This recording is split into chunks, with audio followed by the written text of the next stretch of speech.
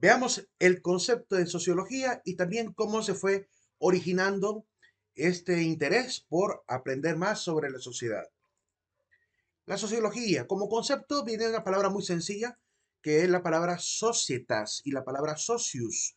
Socius es la palabra que utilizaban los romanos para referirse pues a esta cualidad de poder relacionarse unos con otros. Y societas pues es la palabra latina para referirse al conjunto de personas que son sociales.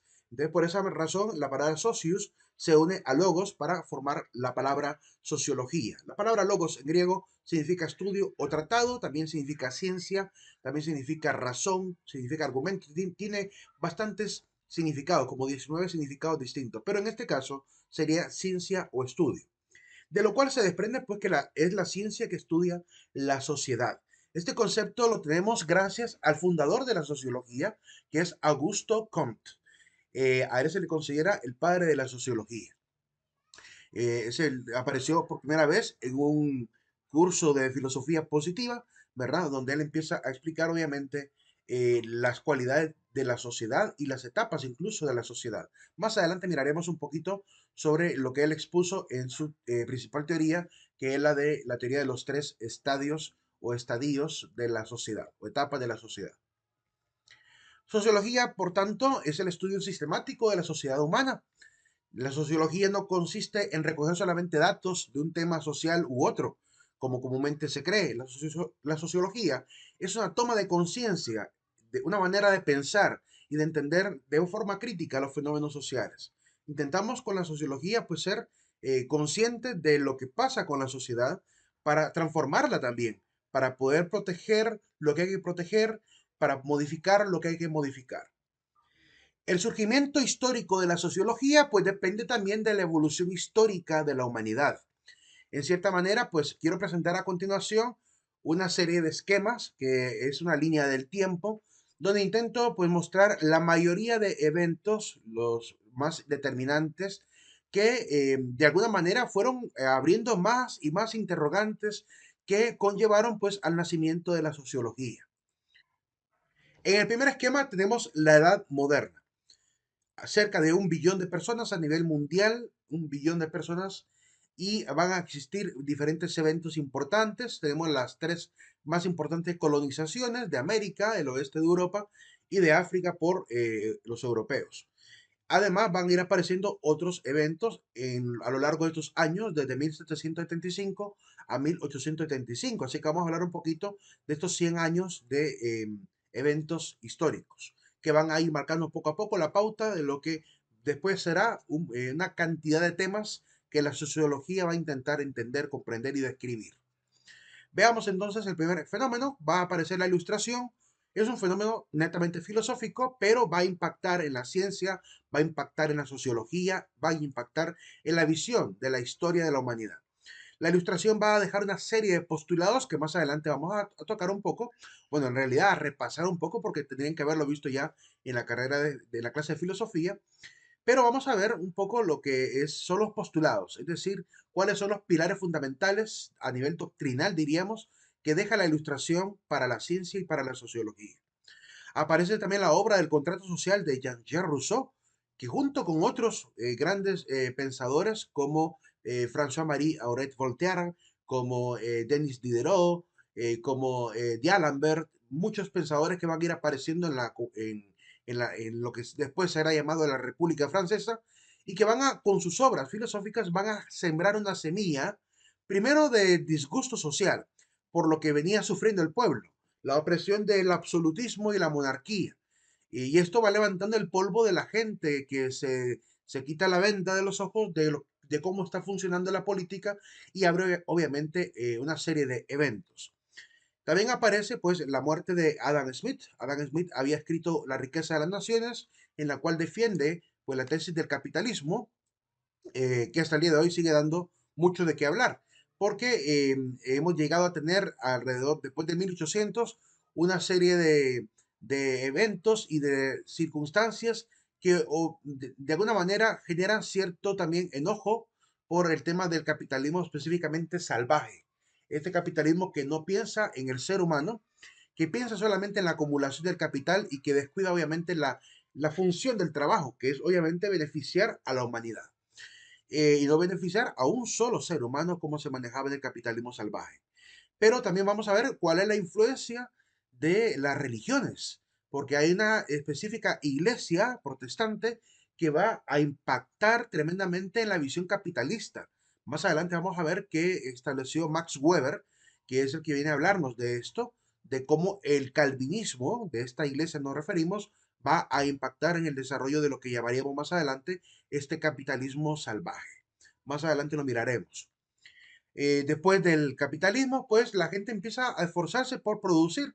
Entonces aparece una nueva etapa histórica que es la revolución industrial, que va a marcar y va a cambiar la fisonomía de los pueblos. Más adelante también miraremos cuáles son las principales características que cambió y también algunas problemáticas que originó.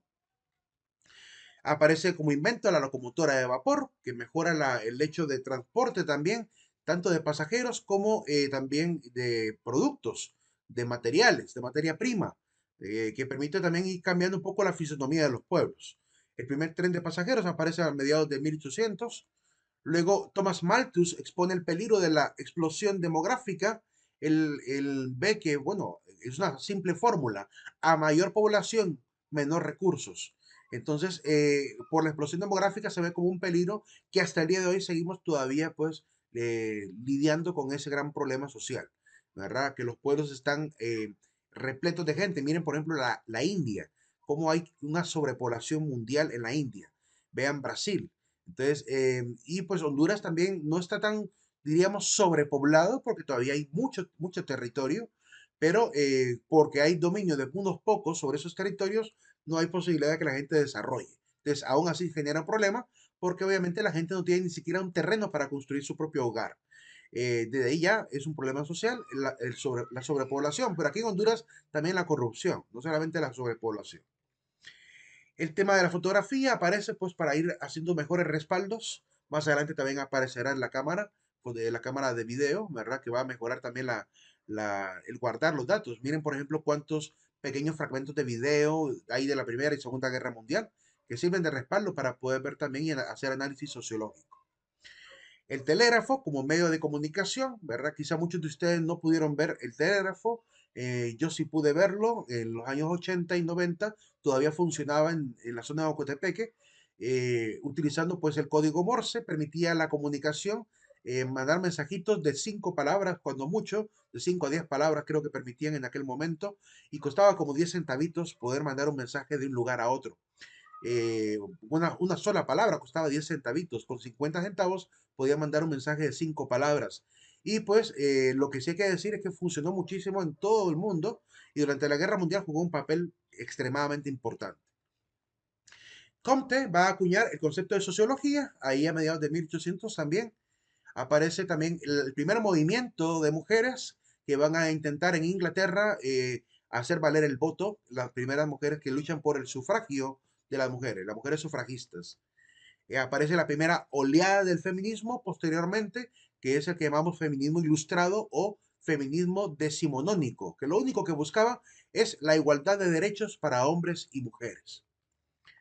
Aparece Charles Darwin con su obra El origen de las especies, donde pues pone en jaque nuevamente a la humanidad al plantear la idea de que el ser humano, al igual que muchas especies, pudo haber venido por cambios de mutaciones, ¿verdad? De un ser inferior a un ser cada vez más perfecto.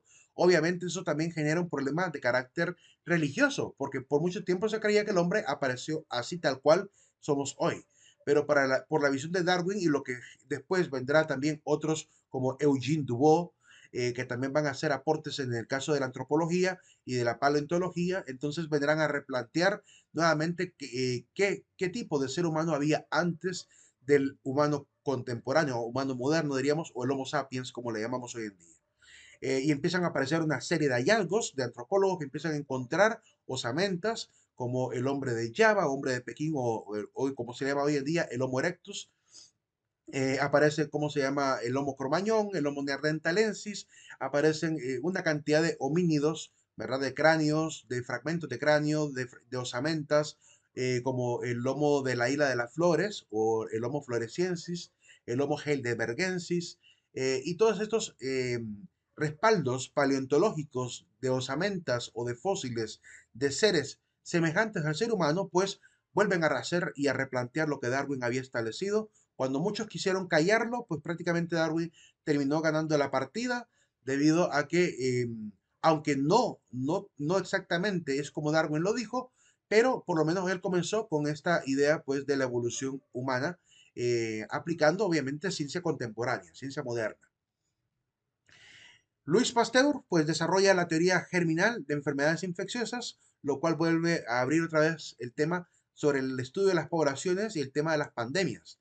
La humanidad ha sufrido alrededor de 14 pandemias fuertes a lo largo de la historia, desde por lo menos desde el primer respaldo romano que tenemos, ¿verdad? De las grandes pandemias de la época de muchos emperadores hasta nuestros días, alrededor de 14 pandemias. De hecho, hace tiempo hicimos en la clase de historia, hicimos una revista que era pues el estudio general de estas pandemias para ver de qué se trató cada una y cuánta gente fue pues diezmada por esta enfermedad. Pues es un problema sociológico que comienza pues con el estudio de los gérmenes, el estudio de las bacterias, el estudio de los virus y todo pues lo que Louis Pasteur y los demás sucesores de la microbiología van a establecer. Aparece la Cruz Roja, que comienza con la Iglesia Católica. La Cruz Roja comienza con los padres, se le llama padres Camilos, ¿verdad? O camilianos o camilieros, ¿verdad? Los padres Camilos de San Camilo, que va a ser su fundador, que va a fundar una orden dedicada específicamente a la atención de los enfermos y pues cuyo hábito, el hábito que utilizan los padres camileros, no recuerdo bien cuál es el término más adecuado de los padres de San Camilo, utilizan una cruz roja también, ¿verdad? En el pecho o al lado de sus prendas sacerdotales para determinar, pues obviamente, que pertenecen a la orden. Entonces, ellos comienzan con la idea de a la atención al más necesitado. Después de esto, pues aparecerá la Cruz Roja como un fenómeno un poquito más social que va a servir muchísimo durante la Primera y Segunda Guerra Mundial. Aparece el teléfono también, que mejora la comunicación, ya el telégrafo pasa a segundo nivel. En todo este tiempo, pues es la industrialización lo que podemos ver que va produciendo estos cambios vertiginosos, ¿verdad? Porque a mayor industria, mayor producto, mayor técnica, mayor desarrollo mecánico, y esto obviamente acelera también el proceso de las ciencias, porque trae mejores aparatos, mejores lentes, mejores microscopios. Entonces todo esto va mejorando conforme la industrialización se va especializando. Marx aparece a finales de 1800 criticando el capitalismo por el tema de las clases, por el tema de que hay dos clases para él, ¿verdad? Más adelante lo vamos a ver un poquito más, el del explotado y el explotador. Entonces él pone también un tema social, ¿verdad? A discusión ante bueno, primero las universidades, después los partidos políticos que van a intentar establecer, incluso él con Friedrich Engels, van a querer fundar y fundaron realmente un partido dedicado a reivindicar los derechos laborales, reivindicar los derechos del obrero. Entonces fundan un partido obrero, ¿verdad? Dedicado a ello. Al final muere Marx, pero nos deja las grandes obras como Das Kapital, el Capital, y nos deja también el Manifiesto Comunista, como obras también de crítica social, criticando todos los sistemas que habían permanecido por mucho tiempo de manera casi absolutista. Aparece el invento de la bombilla, cambiando también la dinámica de las sociedades. Anteriormente, antes de la bombilla, había candiles, había velas. Entonces la gente comúnmente de noche ya no trabajaba, sino que se dedicaba a descansar en el hogar. Pero con la bombilla, pues ya las sociedades empiezan a iluminarse y empiezan a aparecer las grandes ciudades que ya ni siquiera duermen, como Nueva York, como la Nueva Ámsterdam, que obviamente se va a dedicar día y noche al trabajo. Y hasta el día de hoy, pues le llaman la ciudad que nunca duerme. Porque es así, y hay no solamente es Nueva York, hay muchas más ciudades que tienen la misma condición, y ya ni siquiera la gente descansa tan bien, ¿verdad? Va arruinando su calidad de vida y eso también se vuelve un problema social que investigar y que razonar. Aparece la primera gran corporación, la Coca-Cola, que como sabemos comenzó con un experimento médico, intentando crear una bebida que ayudara un poco al tema digestivo. Después lo combinan ahí con soda, ¿verdad? Y generan la bebida gaseosa que conocemos hoy en día y que después se convertiría en el gran monstruo corporativo que es desde 1886 hasta nuestros días, ¿verdad? Y le va a seguir después su competencia principal, que es la Pepsi. Pero el comienzo de las corporaciones hace replantear también cómo se maneja también la sociedad, porque se vuelven prácticamente, vuelven a la clase burgués, una clase social poderosa, ¿verdad? Que es lo que tanto Marx había previsto. Luego, de 1900 al año 2000, vamos a ver qué ha pasado en esta época que llamamos la época moderna o época contemporánea. Le llamamos moderna porque en este tiempo van a ser herederos prácticamente del pensamiento moderno de los filósofos anteriores y de los sociólogos también. Pero van a haber eventos que van a marcar también y van a haber mucha convulsión social también en esta época. Van a aparecer muchísimas guerras, como podemos verlo, la Primera Guerra Mundial, la Segunda Guerra Mundial, la Guerra de Corea, la Guerra de Vietnam, la Guerra de Afganistán, después la Guerra de Irak, ¿verdad? Después del año 2000, y pareciera de no acabarse. Seguimos todavía con la sociedad, no hemos aprendido de las guerras mundiales y seguimos una y otra vez los gobiernos, bueno, siguen de manera imprudente generando esta tensión social que pone obviamente en peligro la vida, ¿verdad? Pone en peligro la sociedad misma. ¿Qué eventos van a ocurrir además de las guerras mundiales que aparecen ahí y las guerras particulares que va a lanzar Estados Unidos, por ejemplo, contra estos lugares? Aparece la radio, mejorando la comunicación y el automóvil. Aparece el primer departamento de sociología en Chicago. Va a ser importantísimo porque a partir de ahí van a aparecer una serie de escuelas que seguirán obviamente tratando de iluminar la reflexión social. Aparece la primera investigación sobre la pobreza en el Reino Unido, ¿verdad? Y esto también marca el paradigma de cómo deben ser los estudios sociológicos.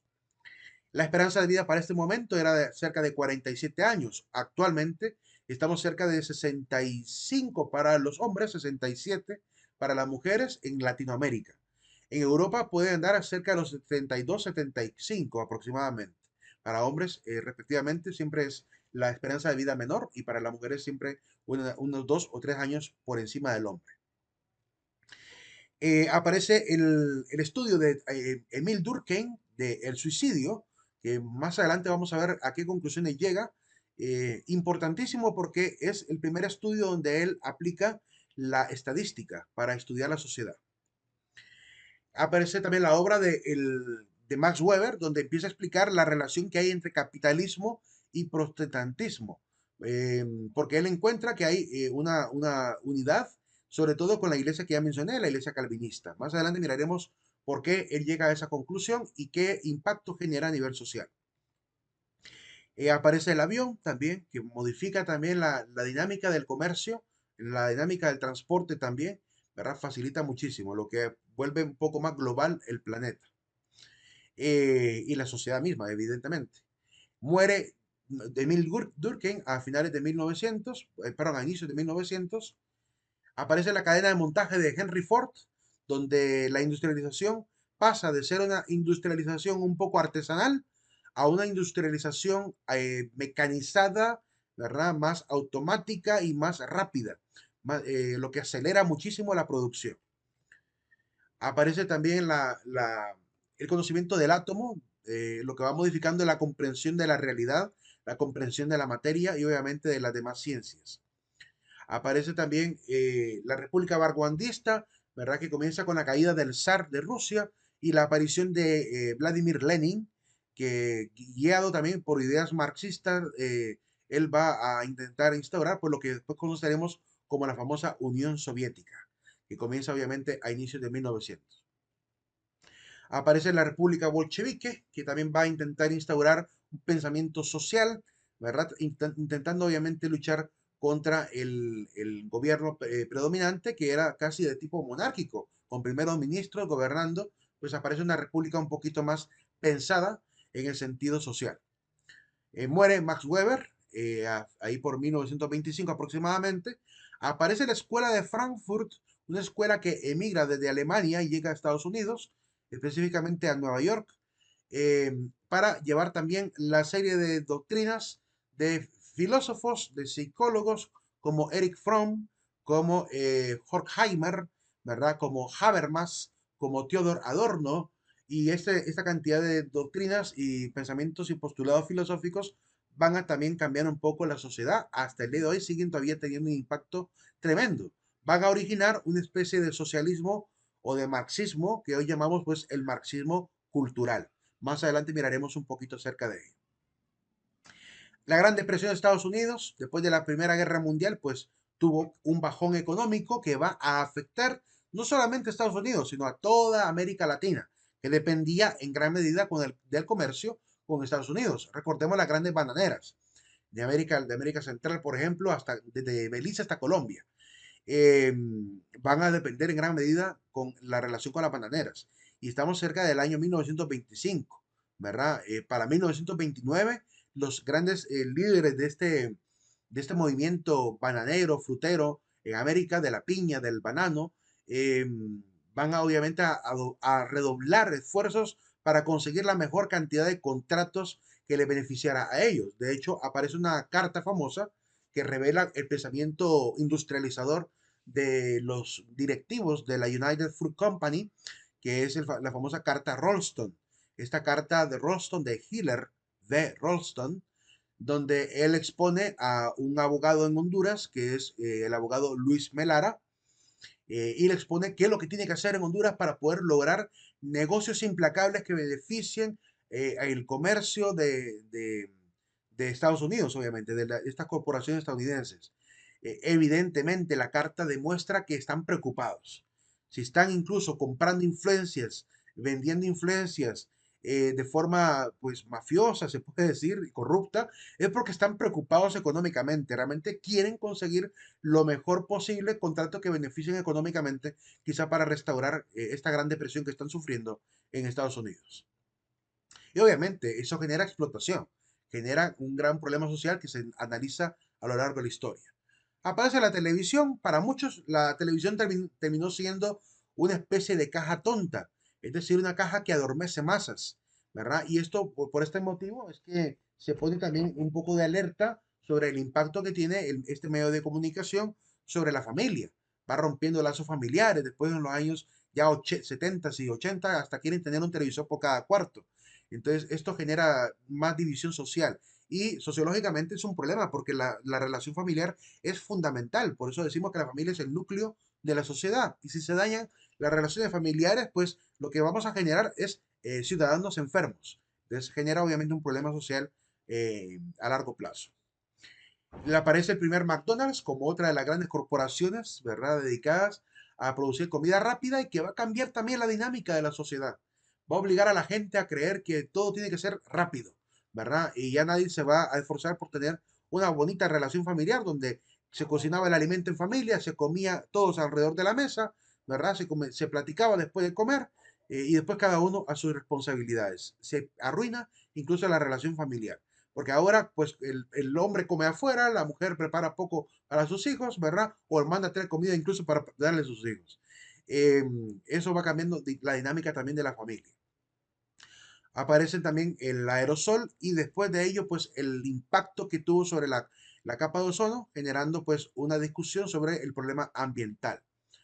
Aparece Freud y el psicoanálisis, ¿verdad? Que va a replantear también cómo es que somos a nivel ser humano. Para Freud, el ser humano nada más es una rama de nervios que está obviamente adaptado por diferentes circunstancias y que incluso muchas de ellas se permanecen ocultas en el subconsciente y que después afloran como problemas o traumas que generan ciertos comportamientos en el individuo. Todo eso a partir del psicoanálisis empieza a salir a flote y es un tema también interesante sobre la condición del ser humano. La bomba atómica, pues 1945 se lanza la bomba nuclear, tanto el Little Boy como el Big Boy, y esas dos bombas nucleares que van a atacar dos lugares específicamente en Japón, Hiroshima y Nagasaki, y otras dos islas más cercanas también, que van a ser impactadas también con la radiación y la destrucción total de la gente que vivía ahí, poniendo obviamente en jaque el problema de la política internacional, ¿verdad? ¿Hasta dónde pueden las naciones entrar en guerra? Y hasta dónde le es lícito a una nación defender quizá el honor, el orgullo y todo eso, generando obviamente una gran discusión sociopolítica también.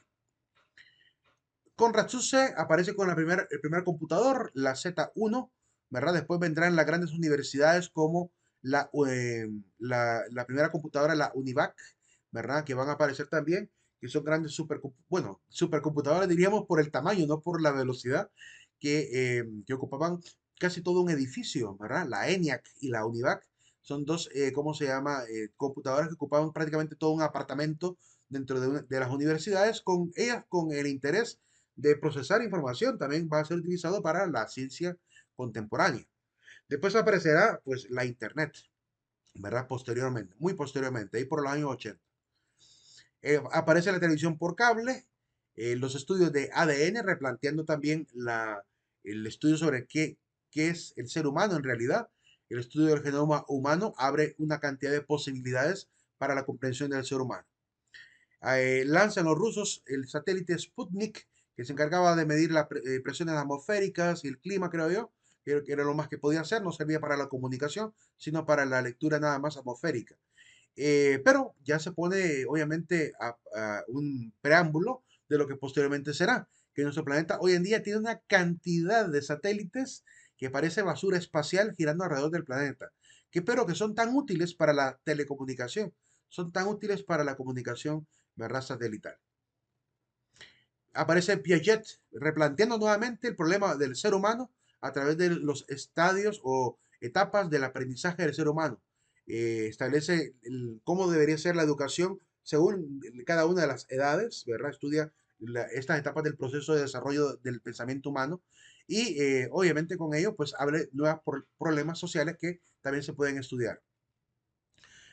Aparece la caída del muro de Berlín, ¿verdad? El muro de Berlín plantea primero la separación de Berlín Occidental y Berlín Oriental, separando un lado pues con una visión más liberal, más capitalista, y otra más con un pensamiento socialista, porque va a ser influenciada bastante por el pensamiento ruso.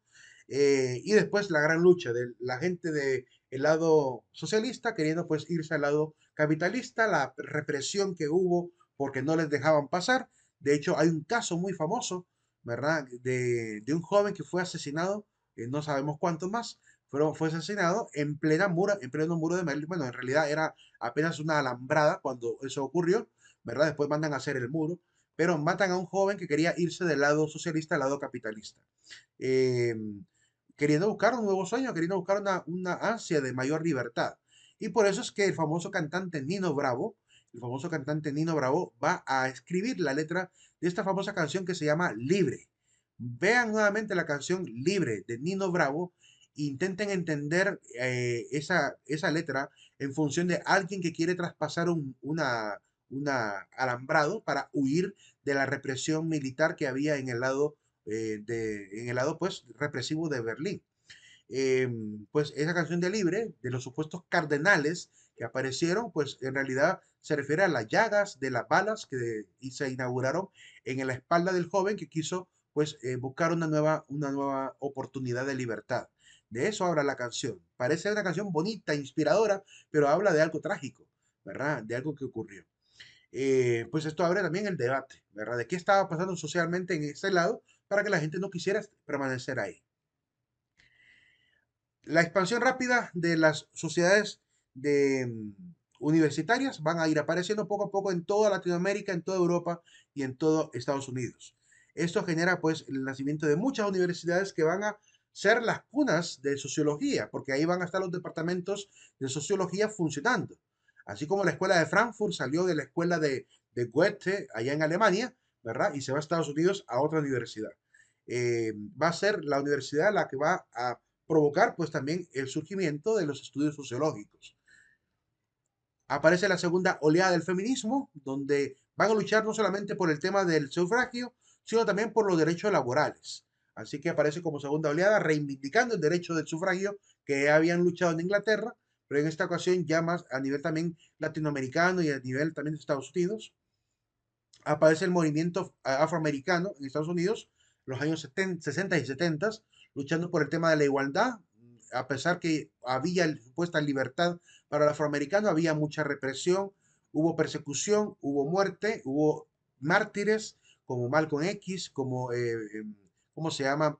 El famoso pastor Martin Luther King, que van a ser obviamente asesinados por extremistas, ¿verdad? Supremacistas que van a intentar apaciguar o calmar las ansias de respeto que pedían los movimientos afroamericanos. Hasta el día de hoy sigue siendo un problema muy delicado en Estados Unidos, ¿verdad? Ya lo hemos visto con el nuevo movimiento que es el Black Lives Matter, que intenta reivindicar nuevamente el respeto de las vidas afroamericanas. Y esto pues sigue siendo un problema de discusión sociológica importante. También aparece el movimiento lésbico gay, que después se va a ir transformando en LGB, después LGBT, anexando a los bisexuales, anexando a los transexuales, luego anexando a los intersexuales, LGBTI, y luego anexando a los queer, ¿verdad? LGBTIQ, y así le van sumando y sumando y sumando, que entre más géneros supuestos van apareciendo. Digo supuestos, porque como dije anteriormente en el tema, como diré, en el tema de objetividad, pues carecen obviamente de todo respaldo científico. Son nada más, es una clasificación que hacen socialmente, ¿verdad? Los que están a favor de este movimiento lésbico gay. Pero no es algo que tenga un sustento, ¿verdad? Aceptado por toda la comunidad científica, como debería de suceder. Por lo cual, pues sí, respetable que quieran tener sus propios géneros o querer ser quienes quieren ser, pero aparecen como un movimiento también que va volviéndose cada vez más intransigente, cada vez más también irrespetuoso de los que no quieren, obviamente, apoyar el movimiento, ¿verdad? Ya hemos visto hoy en día, como veremos en el tema de objetividad y de relativismo, cómo se están volviendo prácticamente una especie de dictadura, donde quien no apoya el movimiento, pues es alguien que tiene que ser funado, perseguido, ¿verdad? Acusado en falso incluso, como ha sucedido muchas veces. Entonces, están en todo el derecho de poder defender sus derechos, pero siempre y cuando no obligan al resto, ¿verdad? A cambiar la realidad objetiva, como miraremos en este tema que vendrá más adelante. Aparece la teoría del conflicto como la que establece Radcliffe. Más adelante miraremos también en qué consiste esa teoría de conflicto y cómo impacta a nivel de los procesos también de cambio social. Además, aparece el viaje a la luna, que también replantea cuáles serán los límites de la sociedad. Comienza con las grandes campañas de la carrera espacial promovidas por el gobierno de John F. Kennedy, aunque él lo asesinan en el año 63, y después tendrán que ser los siguientes presidentes que van a poder llevar este proyecto hasta éxito en el año 69, cuando logran por fin pisar en la superficie de la luna. A pesar de lo que digan los retractores que creen que no llegó nunca el hombre a la luna, pues creo que hay un buen respaldo científico, hay suficientes pruebas también en la misma luna que demuestran que realmente se ha podido llegar hasta ahí. Además, hoy en día se habla incluso de la posibilidad de que ya hay personas en el espacio, ¿verdad? Con la intención de fundar primeras comunidades en la Luna. ¿Hasta dónde va a llegar la sociedad humana y hasta dónde llegaremos en la comprensión de a dónde vamos como sociedad? Pues es un problema social que también aparece con el viaje a la Luna. Aparece esta enfermedad, este virus de inmunodeficiencia, el VIH, que se transforma en la enfermedad del SIDA y que también pone en jaque porque va a diezmar a muchísima población. Se replantea nuevamente el tema de las libertades sexuales, el tema de la responsabilidad en el tema de la relación sexual y la reproducción, abriendo nuevos debates sociológicos también importantes. Muere Michel Foucault. Michel Foucault va a ser un filósofo importante durante la época de la modernidad, de la contemporaneidad, porque va a ser uno de los que principalmente va a empezar a respaldar ciertas teorías para la defensa de estas ideas postmodernas, de la actitud del negacionismo, de la, del constructivismo que van a aparecer también en esta época, del replantear nuevamente los estereotipos e incluso aquellos modelos que teníamos ya predefinidos socialmente. Entonces, Michel Foucault obviamente va a luchar contra los modelos preexistentes y establecerá este pensamiento más contemporáneo de pensar que todo es un constructo, que todo puede ser cambiante y que lo adapta obviamente el individuo. Lo cierto es que este tipo de enseñanzas de Michel Foucault van a ser utilizadas incluso por movimientos como el movimiento LGBT. Y es que pareciera que él estaba escribiendo para poder beneficiar al movimiento LGBT. Y la razón quizá está detrás del hecho de que él era un homosexual. Entonces, obviamente, así como él, muchos otros y muchas otras también van a intentar generar una especie de filosofía que de alguna manera justifique y hasta proteja estos cambios sociales de la percepción del género, por ejemplo, como la filósofa Judith Butler, que también es una filósofa importante, pero que también evidentemente es una mujer lesbiana y que habla en favor de la ideología del género. Entonces se nota que detrás de ellos pues hay una historia personal que de alguna manera les pone en función de proteger aquello que quieren hacer ver como algo ya normal. Eh, Ellos son los que generan la influencia de los cambios sociales que van a originar las nuevas ideologías como la ideología de género o la protección, por ejemplo, del ser así en la vida LGBT. Pero como digo, son temas de carácter filosófico, sociológico, ético, ¿verdad? Incluso religioso que se han puesto a funcionar hoy en día y que han generado un debate que todavía no ha acabado. Aparece también la guerra del Golfo Pérsico que pone en discusión cuál es el papel histórico que juega Estados Unidos en el tema de la política internacional, debate que hasta el día de hoy sigue dando mucho que decir. El genoma humano vuelve a tomar un punto de interés en los años en que aparece la clonación, cuando por fin se da la noticia que han podido clonar exitosamente a la oveja Dolly. Pues se pone también la pregunta, ¿y sobre el genoma humano podríamos llegar a hacer clonación humana?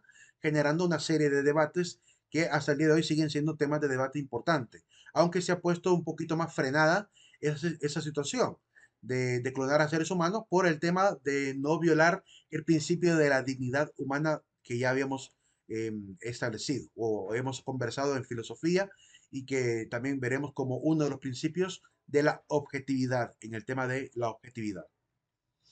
La esperanza de vida, como vemos, ha cambiado de 47 años a 76 años en el caso de los países europeos y de primer mundo. En Latinoamérica pues baja muchísimo, casi 10 años menos la esperanza de vida en Latinoamérica por la enfermedad, en la inseguridad, el sistema de vida, la dieta que llevamos, todo eso incide en el bajar o no la esperanza de vida. Aparece el feminismo de tercera ola que ya empieza a meter una serie de conceptos como la idea de que existe el patriarcado, la idea de, de luchar contra la violencia a las mujeres, que es una lucha muy digna, una lucha muy verdadera y que necesita todo el apoyo del gobierno. Necesitamos que se defienda a la mujer, que el violador, que el asesino, que el abusador sea castigado duramente por la ley. Lo que pasa es que estos movimientos de tercera ola, que ya se han transformado en cuarta ola, comenzaron con la lucha de esta idea del machismo existente en la sociedad, que es una lucha también verdadera, pero cuando empiezan a hablar ya de patriarcado, como que pone en duda realmente de dónde están obteniendo los datos y fuentes sociológicas para hablar de patriarcado, porque cuando entendemos patriarcado, entendemos una sociedad donde el hombre manda a la mujer no tiene oportunidades, la mujer tiene que estar subordinada a lo que el hombre le da por insumo, y por tanto no hay mujeres que tengan oportunidad de laborar. Eso es patriarcado.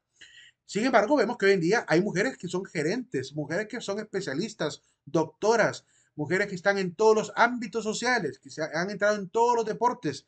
Entonces no es posible creer que exista el patriarcado. El machismo sí, es un fenómeno existente, pero el patriarcado, eso hay varios pensadores sociales que están poniéndolo en duda, ¿verdad? Y ese es el debate que sigue existiendo hasta el día de hoy. Incluso varios pensadores, filósofos incluso, se burlan de la idea del patriarcado, porque no existe el patriarcado, por lo menos no en Latinoamérica. Lo que existe es el machismo, ¿verdad? Eso sí, y eso sí hay que luchar contra ello. Entonces, usar el término patriarcado nos parece un poco inadecuado cuando se trata de la lucha sobre la opresión que existe de algunos hombres, no de todos, de algunos hombres sobre las mujeres. También hay que decir que hay violencia hacia el hombre, que hay violencia hacia el hombre. Hay mujeres también que tienen opresión hacia los hombres. Hay mujeres que también no contratan a hombres por ser hombres. Hay mujeres que también tienen la misma actitud que algunos hombres, por lo cual el problema de la violencia, el problema de la explotación está más allá del género. Entendemos que la violencia no tiene género, entendemos que la corrupción no tiene género, que así como hay diputados corruptos, hay diputadas corruptas, por lo cual tenemos que abrir un poco más la idea de cuál es el problema raíz. no solamente pensar que es un problema de sexo como lo intentan sostener con la tercera oleada. Luego aparece el fenómeno del 9/11, donde van a atacar a Torres Gemelas. Abren obviamente como excusa para la nueva guerra de Afganistán y la guerra de Irak. Primero, en el Golfo Pérsico habían luchado contra el régimen de Saddam Hussein. No van a poder ganar esa guerra. Luego van a seguir utilizando como excusa la guerra de Afganistán, el tema de las Torres Gemelas, como excusa para seguir nuevamente contra Saddam Hussein. Por fin lo van a poder capturar, lo van a, ¿cómo se llama?, a enjuiciar, lo van a colgar. Después aparece también Osama Bin Laden, ¿verdad? Con los, ¿cómo se llama? Con los Al-Qaeda, que van a ser este grupo extremista que van a luchar contra supuestamente el sistema de Estados Unidos, aunque se sabe que Osama Bin Laden había sido una persona formada incluso por las fuerzas estadounidenses, así que, como dice el dicho popular, pareciera que el tiro le salió por la culata, porque en realidad lo que tanto habían ellos formado, pues les terminó siendo pues un problema social para ellos mismos. Y trajo esa tragedia de cerca de 3.000 personas, contando los 19 terroristas que murieron en las Torres Gemelas. Luego se genera toda una conspiranoia detrás de ese fenómeno, pero lo cierto es que nace la guerra de Afganistán, luego la guerra de Irak, que hasta el día de hoy sigue siendo un problema de carácter social.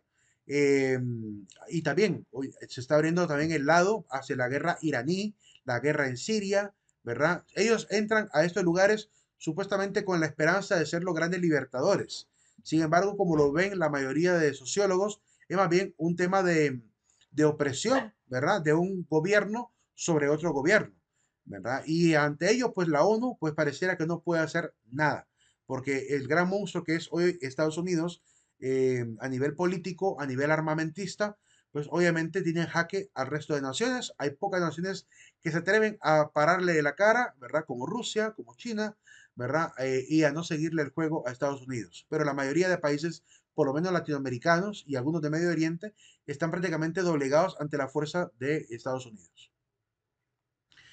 La revolución de la información, de la era tecnológica, pues es una revolución que puede ser la que está dominando estos últimos años.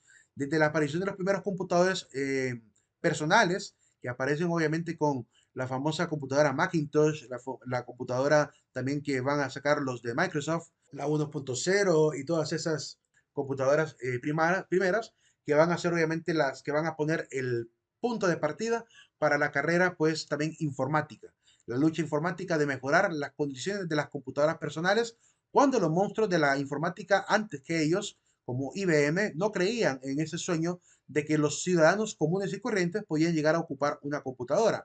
Para ellos la computadora solamente era algo que podían utilizar las personas, las universidades de las grandes empresas. ¿Para qué un ciudadano corriente podría utilizar una computadora? Cuando mucho una calculadora. Entonces no creían en ese sueño que hombres como Steve Jobs y como Bill Gates van a llegar a considerar y creer. Así que a partir de ahí, pues toda la carrera de la revolución tecnológica va a aparecer. Aparece la cuarta oleada del feminismo, que hoy el término que más sobresale es el de la sororidad, el de la hermandad entre las mujeres. La palabra sororidad no es nueva, de hecho ellas creen que la inventaron o creen que la adaptaron. En realidad es una adaptación porque la primera comunidad de mujeres que ocupó la palabra sor o la palabra sororidad fueron las hermanas religiosas, las católicas. La Iglesia Católica es la primera que tiene en Italia, por ejemplo, la sororidad, la hermandad de hermanas, de sores, ¿verdad? Hasta el día de hoy seguimos utilizando la palabra en castellano sor, aunque es una palabra italiana, para referirnos a la hermana religiosa, ¿verdad? Así que las primeras comunidades de mujeres fue religiosa. Pero ellas utilizan la palabra sororidad también para referirse a su hermandad, a su camaradería, en la lucha por esta supuesta reivindicación de la mujer. Pero se ha limitado a ser un feminismo online, un feminismo también radical. Es el feminismo que se encarga hoy en día de andar funando a los que opinan distinto. Si alguien opina distinto, le caen todas, ¿verdad? En grupo para poder funarle la cuenta, como hacen con Agustín Laje, como han hecho con Nicolás Márquez, que se dedican a hablar en contra del feminismo de cuarta ola, porque es un feminismo radical que ellos ven peligroso y que obviamente más bien es la burla de todas las demás luchas anteriores, porque el feminismo actual ha caído en niveles bastante absurdos. Y esto obviamente ha generado que ya no se le dé tanta importancia como el feminismo de tercera, de segunda y de primera ola. Así que aparece como un feminismo más light, dedicado solamente a las redes sociales, a los grupitos, a las conferencias virtuales, ¿verdad? Pero que la lucha social para la defensa de la mujer son muy, pero muy contadas las mujeres que están en esos grupos que se dedican a trabajar por la mujer, a producir trabajo, a producir oportunidades, a formar y educar a la mujer en oficios, en profesiones, a motivarle a que estudie, ¿verdad? Y también muy pocas las que se dedican a defender legalmente a las mujeres que han sido ultrajadas, ¿verdad? Solamente se dedican a funar en las redes sociales, a acusar a los hombres, a poner fotografías, a caerles así en grupo, pero no hay una lucha social verdadera que es el acompañamiento de la mujer que sufre, el acompañamiento de la mujer que necesita apoyo legal para poder defender su caso, ¿verdad? Muy pocas se dedican a ello, la mayoría están ahí por moda, por una simple moda, y es un feminismo, como digo, que está cayendo un poquito en popularidad. Es muy famoso por la viralización de aquellos espectáculos que han hecho, como ese famoso baile de El violador eres tú, que se hizo extremadamente viral, pero cuyo impacto en la realidad es poco. Porque ¿qué impacto tiene ese baile que tanto hicieron en la mentalidad del violador, por ejemplo? En la mentalidad de las autoridades. ¿Qué impacto pudo haber provocado? Hasta el día de hoy yo me sigo preguntando cuál fue el impacto de bailar El violador eres tú. No hemos visto cambio social alguno. Siguen habiendo violaciones. Los violadores siguen bailando y más bien se burlaron de esa visión absurda de creer que haciendo un baile pueden cambiar la realidad. No, la realidad se cambia pues con trabajo duro, con sacrificio, con esfuerzo, con dedicación, acompañando a las mujeres, dedicándoles tiempo, haciendo fundaciones que acompañen también a la mujer.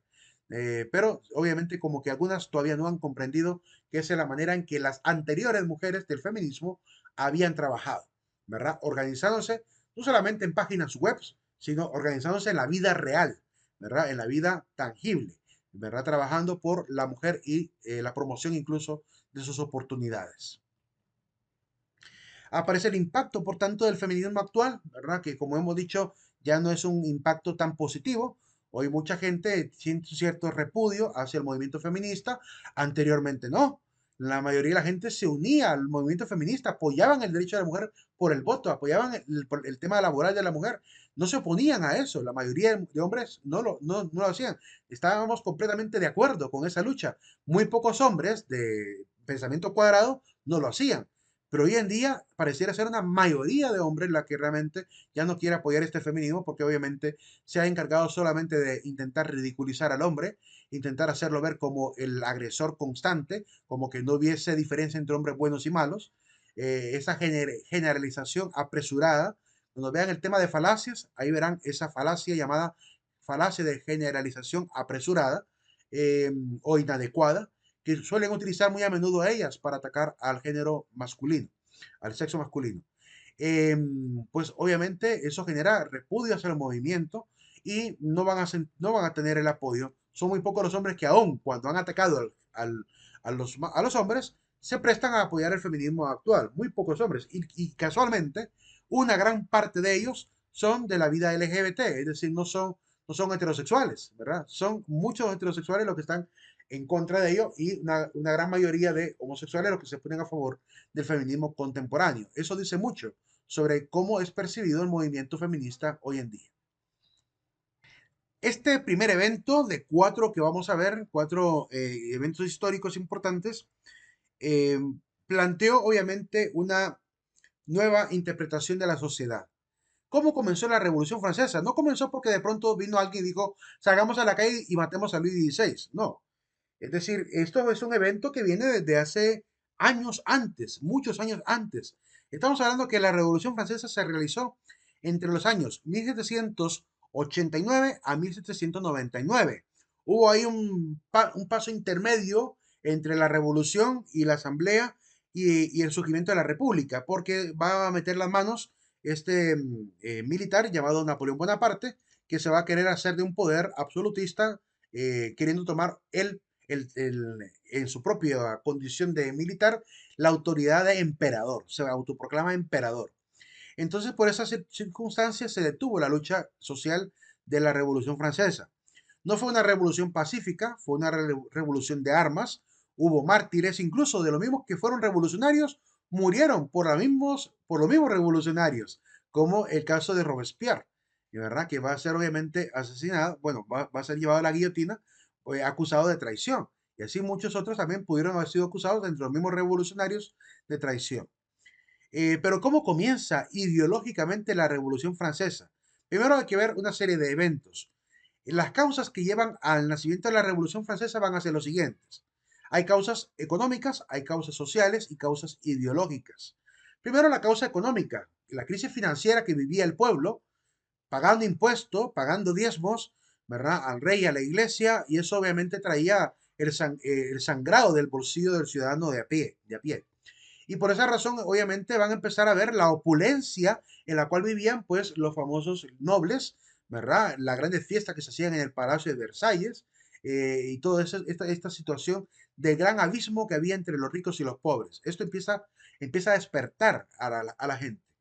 También hay un déficit estatal, como la gente se empobrece, pagan menos impuestos, eso provoca que hagan un aumento de impuestos, esto enoja más aún a la gente y esta persecución obviamente económica hace que la gente se vuelva cada vez más enemiga del Estado.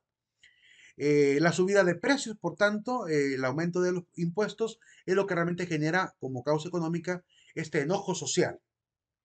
A nivel de lo social, pues también hay una oposición de los privilegiados a la reforma fiscal que van a lanzar para poder recuperar pues el status quo que tenían. Querían mantener el estándar de los grandes banquetes, de las grandes fiestas, los grandes vestidos, de las joyas y peinados. Basta ver los retratos de María Antonieta y de Luis XVI para darse cuenta de la opulencia que tenían en sus vestimentas, para darse cuenta de realmente la gran miseria en la que tenían al pueblo por querer mantener ese status quo.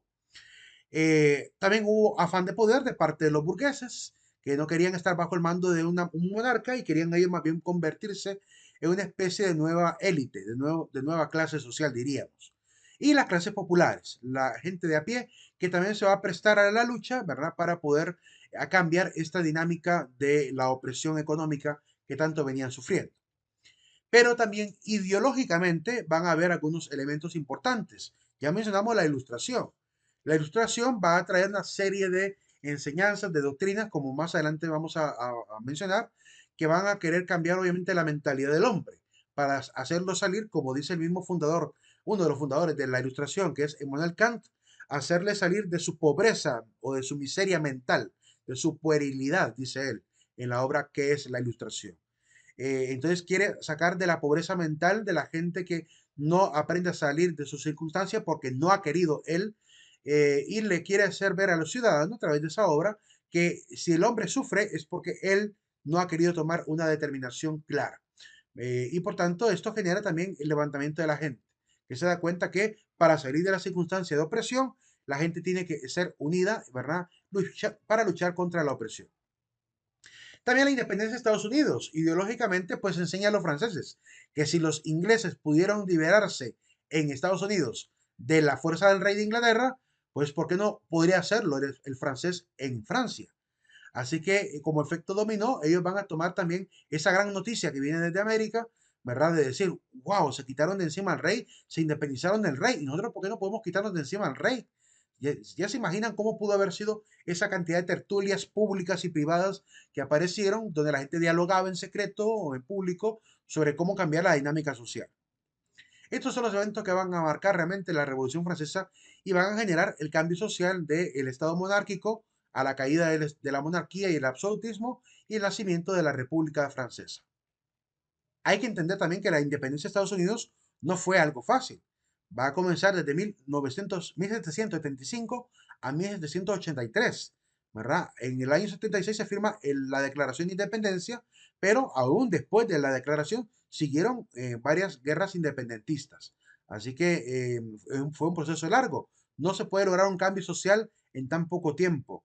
Por lo menos la historia nos ha demostrado que casi siempre y desgraciadamente que hay un cambio social tan drástico como ese, siempre van a haber mártires o sacrificios humanos, desgraciadamente. ¿Cuándo iremos a aprender los seres humanos a hacer cambios sociales sin necesidad de caer en derramamiento de sangre? Pues cuando aprendamos a vencer el egoísmo y cuando nos dejemos, obviamente, guiar por la razón. Un resultado de la Revolución Francesa va a ser la Declaración Universal de los Derechos del Hombre y del Ciudadano que se va a lanzar el 26 de agosto de 1789, primero para Francia, y después se convertirá ya con el surgimiento de otras naciones que se unen también para hacer esta declaración más universal, pues va a aparecer más global ya con la ONU, ¿verdad? Ahí va a aparecer la Declaración Universal de los Derechos del Hombre. Esta fue una declaración de derechos del hombre, pues para la visión francesa, ¿verdad? Pero es muy corto en comparación a la actual Declaración por los Derechos Humanos que manejamos a nivel de las Naciones Unidas. Segundo evento importante que también va a dar origen a la reflexión sociológica es la Revolución Industrial. Tuvo sus inicios, como dijimos, ahí por el siglo XVIII, comienza en Inglaterra con la producción de alimentos y de textiles, y las causas que van a originar este fenómeno va a ser primero la monarquía parlamentaria que va asegurando la visión jurídica de las empresas. Cuando sienten que hay más libertad y más seguridad jurídica, pues los que tienen el capital se arriesgan a invertirlo. Surgen los grandes empresarios. Después la mano de obra que va apareciendo también, cuando van apareciendo las grandes empresas, la gente dice, bueno, ya fundaron una empresa, no sé, de fabricación de textil, me quiero ir a la ciudad a trabajar. Entonces los campesinos que se van quedando sin tierra, ¿verdad? Porque los burgueses aprovechan su poder económico para ir comprando territorios, ¿verdad? Y mucha gente se va volviendo gente más empobrecida, que emigró, ¿verdad? Y que formó familias en las grandes ciudades, pero familias sin terreno. Entonces eso va a convirtiéndolo en una sociedad más dócil, más flexible, se puede decir, y más fácil de poder contratar a menor precio, a mano de obra barata que va a ir apareciendo poco a poco a causa del empobrecimiento mismo. Por no quedar desempleados, preferían ganar poco a quedarse sin ganar nada. Entonces, eso produce un proceso de explotación que más adelante va a denunciar el movimiento marxista de Karl Marx y Friedrich Engels. El comercio internacional aparece también con el barco, el ferrocarril, que son movidos con el motor de vapor. Posteriormente, esta revolución industrial va a ir modificándose. De hecho, varios inventos que van apareciendo y materias primas que se van utilizando van a marcar la diferencia entre la primera revolución industrial, la segunda revolución industrial, la tercera revolución industrial, porque han habido varias revoluciones industriales. Creo que ahorita estamos ya por la cuarta revolución industrial. De la tercera a la cuarta estamos ya. Y varios inventos que, como digo, van a transformar la fisonomía de las ciudades, acelerar los procesos de producción y también la investigación científica. Etapas de la revolución industrial, aquí quiero hablarles por lo menos de las primeras etapas. La primera revolución industrial que está marcada primero por la aparición del telar, el telar mecánico. Ya no es un telar artesanal donde la persona es la que pasaba la aguja de un lado para otro, ahora con solo darle vuelta a una rueda, ¿verdad? Hace todo ese proceso más rápido.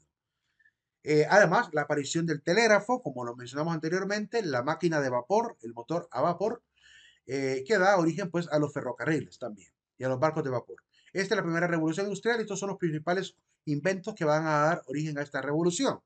Luego la segunda revolución que va a estar determinada por el uso del combustible. Así que aparece el motor de combustión, ¿verdad? Aparece el uso del acero, lo que va a permitir grandes construcciones como los principales rascacielos, por ejemplo, de Estados Unidos.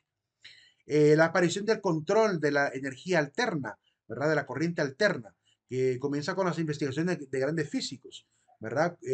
Como Humboldt, como Volta, como Tesla, que van a dedicarse a investigar todo ello. Y también el uso del petróleo para producir todos los derivados para poder darle pues la fuerza motriz a los motores. La tercera revolución industrial está marcada por el uso de la energía nuclear. Recordemos también que esto abrió un debate tremendo, porque en el año de 1986 ocurrió una desgracia, 26 de abril, explota una central nuclear en Chernobyl, en Ucrania, al norte de Ucrania, casi 18 kilómetros de Ucrania y de la ciudad de Pripyat, van a ser obviamente desplazados por completo, mucha gente va a morir por la radiación que produce obviamente esta explosión nuclear y incluso pues es una ciudad completamente desértica y ya nadie por prudencia ha querido ir a vivir ahí. Quizá en el futuro, ¿verdad? Podrá ser posible vivir, pero se permanece todavía como una ciudad fantasma hasta el día de hoy. Unos cuantos se arriesgan pues a andar por ahí todavía tomando imágenes de esta ciudad fantasma que quedó por esta desgracia. Así que abre un debate también social sobre el peligro que hay de este tipo de energía, ¿verdad? Y hay no solo una, sino muchas centrales nucleares hoy en día. Aparece también el circuito integrado, que también marca esta revolución industrial con la aparición de los primeros computadores, ¿verdad? De los primeros computadores que se va convirtiendo en una carrera también informática muy vertiginosa, porque pasamos de computadoras del tamaño, como dije, de un edificio a computadoras personales que caben en el bolsillo de la camisa, como un celular, ¿verdad? Que es un computador personal. Lo llamamos celular, pero en realidad es una computadora. Ahí podemos trabajar con Word, Excel, PowerPoint, igual como en cualquier computadora. Entonces, este avance tecnológico ha sido extremadamente vertiginoso para beneficio de los seres humanos, obviamente, ¿verdad? Y nos ha ayudado muchísimo. La gente que aprende a utilizar muy bien la tecnología, pues es una gente muy productiva. Pero hay gente que también cae esclava de la tecnocracia y normalmente pues se vuelve también un poco, pues se puede decir, obsoleta para la utilidad social. Entonces no podemos volvernos tan esclavos de la tecnología, pero sí por lo menos aprender a utilizarla para el mejor bien posible. Y obviamente esto abrió pues una maravilla de mundo virtual que hasta el día de hoy sigue siendo tan importante. Miren, por ejemplo, cómo ustedes están llevando esta asignatura, ¿verdad? Mediante esta grabación también, que puedan poder repasar su clase cuantas veces quieran, ¿verdad? Y recuperar el contenido cuantas veces quieran, explicado por mí. Es una maravilla tener la posibilidad de seguirse educando, a pesar de que nuestros horarios no coincidan y no ralentizar pues nuestro desarrollo personal. Esa es la importancia que tiene la tecnología. Nos abre oportunidades tremendas, ¿verdad? De comunicación, de transmisión de información y de educación también. Algunos cambios sustanciales que van a ocurrir durante la revolución industrial. Pues pasamos de la industria artesanal a la producción en masa, como dijimos, por la línea de montaje de Henry Ford. Pasamos de los caminos, ¿verdad? De tierra a las grandes carreteras. Cambiamos el capital familiar a un capital de inversión privada. Cambiamos el uso de los recursos a la explotación y contaminación. No todo es positivo, hay cosas también negativas. Hemos producido la desertificación de algunos lugares donde el ser humano ha sido partícipe de producir la pérdida de recursos naturales. La producción pues trae también mucho consumismo. Cuando hay demasiada producción hay mucho consumismo.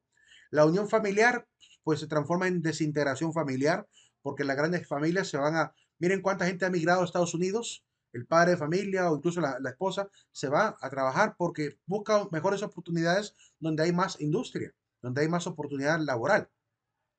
La inseguridad laboral también se vuelve importante en la época de la revolución industrial, por lo cual abre la oportunidad de que aparezcan las leyes del trabajo. En Honduras, la ley del trabajo no apareció sino hasta el gobierno de Ramón Villeda Morales. Le habían pedido a los trabajadores con la huelga del 54, del 1 de mayo del 54, que lucharon contra las bananeras y la opresión que tenían en la explotación. Esta lucha bananera exigía un código de trabajo. No lo otorgó el gobierno de ese momento, que fue el gobierno de Juan Manuel Gálvez, del gobierno del Partido Nacional. No escucharon la voz de la gente, sino que hasta que llegó el gobierno liberal de Ramón Villa Morales, se lanza por fin el primer código de trabajo para Honduras. Eso dice mucho sobre también el interés que tienen por la gente algunos partidos políticos. La mano humana también aparece como un tema particular que se transforma en una automatización. Ya esto produce también desempleo. Lo que puede hacer un ser humano o dos seres humanos lo hace una sola máquina. Lo que hace pues que alguno quede desempleado. Esto genera, sí, aceleración del comercio, pero también genera un problema social que es la mayor tasa de desempleo que se ha visto en los últimos años. La vida rural se cambia por vida más urbanizada, se expande la urbanidad hacia las aldeas. Hoy podemos ver algunos municipios donde normalmente eran ciudades muy rurales, pero con las carreteras, la tecnología y todo eso, pues ya se convirtieron en municipios más que rurales, un municipio muy urbano. Eh, Se nota el cambio drástico gracias al proceso también de cambio industrial. Y los artesanos pues se convierten en burgueses, los grandes maestros de la producción enseñan a otros y se vuelven los directivos de las grandes empresas e industrias. Así es como aparece esta nueva clase social que llamamos la burguesía. El tercer evento es la ilustración. con algunos personajes que van a marcar esta parte de la historia, como René Descartes con la duda metódica, con John Locke con el empirismo, como François-Marie Aurel Voltaire con el tema de la educación para todos, con Francis Bacon con la lucha contra estos obstáculos del conocimiento llamados los cuatro ídolos de Francis Bacon, y también las tablas de observación, las tablas de observación o de presencia que manejaba, que es un sistema estadístico para llevar la investigación científica. Aparece también el Barón de Montesquieu, ¿verdad? Con el tema también educativo, político y la comprensión social. Aparece Rousseau con su obra El contrato social, que ya lo hemos explicado un poco. Aparece Emmanuel Kant como uno de los principales maestros de la Ilustración y uno de los pilares fundamentales de la crítica social. Aparece Christian Wolff, que es la base del pensamiento social de Rousseau y del pensamiento también de la moral racionalista. Y Thomas Hobbes, que aparece al final, que es el señor que está abajo, que escribe una obra donde habla del Estado, llamada El Leviatán, la famosa obra del Leviatán, y también habla sobre la circunstancia de cómo se comportan los seres humanos y presenta la idea de que los seres humanos pareciera que estamos como que fuéramos lobos contra lobos. Es decir, que llega a decir en algún momento que el humano es el lobo del hombre, ¿verdad? El ser humano es el lobo del ser humano o el lobo del hombre. Argumentando con esa frase de que el ser humano aparentemente pareciera que está en lucha contra los mismos seres humanos a través del comercio, la industrialización, el capitalismo, ¿verdad? O mejor dicho, el desinterés social por el otro, donde los más poderosos no piensan en los demás. Y también está David Hume, ¿verdad? Que aparece ya al final, que ya dijimos es uno de los padres del empirismo, ¿verdad? Junto con John Locke, es uno de los padres del empirismo, y que también se convierte el empirismo en algo completamente radical, dedicado solamente a comprender nada más la naturaleza real, física o facticia, como diríamos también, que es objetivamente observable. Y el cuarto evento es la aparición de las ramas de las ciencias naturales, como la ciencia de la antropología, que junto con la genética, que junto con el desarrollo de la paleontología, de la antropología también de Darwin, pues genera este interés por comprender la naturaleza humana. También aparece pues el conocimiento de la genética, de la herencia, con hombres como uno de los padres de la genética, el padre de la estrella de la genética, que es este obispo católico que se llama Gregor Mendel, ¿verdad? Gregor Mendel es un obispo católico que se dedicó a estudiar el genoma humano. En este caso, bueno, en este caso el tema de la herencia humana. Y obviamente va a empezar a establecer las primeras leyes que hoy llamamos las leyes de Mendel, que hablan acerca de cómo se traspasan esta información genética de los padres y madres portadores a los hijos, ¿verdad? Que son a veces o no afectados por estos genes que se transmiten a través de la herencia misma. Y tenemos también los avances de la microbiología, que comenzó con Louis Pasteur, que también ya hemos hablado de él un poquito. Entonces, estos eventos van a marcar también un replanteamiento, el estudio de las enfermedades, el estudio de la población, el estudio también del desarrollo humano, ¿verdad? El darwinismo se va a aplicar a la psicología para hablar de la psicopedagogía, para hablar de cómo se debe educar al ser humano según su desarrollo evolutivo. Entonces, todo eso va afectando también cómo vamos definiendo la nueva sociedad, la dinámica de la educación, la dinámica de la ciencia, la dinámica también de la técnica. Espero que con esto quede un poco más claro cómo es que va surgiendo la sociología y de alguna manera pues podamos también abrir paso ya a ver más adelante lo que serán las teorías sociológicas.